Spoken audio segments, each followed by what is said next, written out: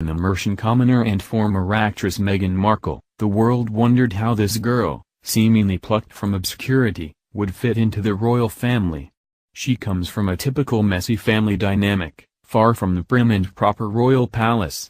She would have to work extra hard to impress the Queen, since without her blessing, she wouldn't be able to wed Prince Harry and live the fairy tale life she hopes to achieve. She could only keep one specific thing in her past secret for so long before the Queen found out about it, and now that she has, she just ended it for little Miss Meghan Markle. While it may seem like a storybook living, glass slippers and gowns, being part of the royal family comes with a great deal of commitment. For Markle, this means she'd have to put on her best performance yet to act the part that's very different from who she really seems to be. She's lived a completely different life up until her engagement, her second one after having been married once before from 2011 to 2013. However, that's not all. The rules of marriage within the royal family have changed over the years, most notably that someone who has been divorced before can now wed royalty and in the Church of England. However, not everything with this very serious rule has changed. There's one caveat that prevents the Queen from attending her grandson's wedding to former American actress and divorcee, Meghan Markle. A royal wedding is typically a lavish affair with all the pomp and circumstance you'd expect from royalty, so it comes as a surprise that Prince Harry and Markle have opted to tie the knot in a simple, much toned-down affair. Their decision to go against tradition has been painted up as the couple doing things their own way, when in fact, there's a much different reason for it. And it has to do with who Markle has previously had sexual relations with. For a divorcee to get married in the Church of England, whose former spouse is still alive, they have to have not consummated the marriage, which would render the union as still valid. Markle must be interviewed by the Archbishop of Canterbury, who can make the ultimate decision on whether or not she can marry Harry within the church. Meghan is a divorcee, but the Church of England agreed in 2002 that divorced people could remarry in the church under certain circumstances, at the discretion of the priest, Hello magazine reported.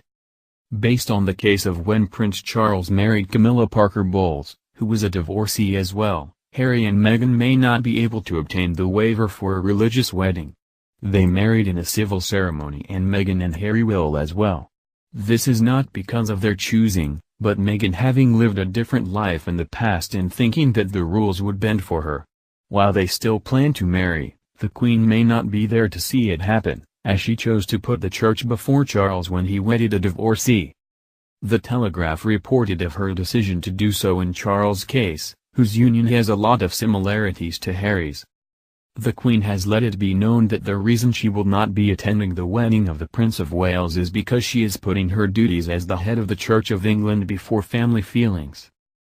She has told a friend that she feels it incompatible with her role as Supreme Governor of the Church to attend a civil marriage ceremony, particularly one involving the heir to the throne. She does not want to set a precedent that could damage the Church of England. I am not able to go. I do not feel that my position, as Supreme Governor of the Church, permits it, the Queen told her friend. Until now, it has been unclear why the Queen declined to attend the wedding of Prince Charles and Camilla Parker Bowles in Windsor on Friday. It has been widely reported that the Queen would boycott the ceremony in the Guildhall because she did not want to attend a humiliating town hall service, but the real reason can now be revealed. The Queen privately disapproves of the 33-year on-off relationship between Prince Charles and Mrs. Parker Bowles and feels that her eldest son has put personal concerns before duty. The Queen's friend told The Telegraph that Her Majesty had been disappointed that her decision not to attend the wedding had been portrayed as a snub to the couple when this is not the case. The Queen feels she has to put her role with the Church before her role as a mother, said the friend. A senior royal official said, "The Queen takes her position as Supreme Governor of the Church of England incredibly seriously. She also has great personal faith." 3 senior courtiers told The Telegraph this weekend that the Queen had already informed Prince Charles that she would not be attending the civil ceremony even when he planned to hold it within Windsor Castle. The venue was switched in late February because of problems with using the castle.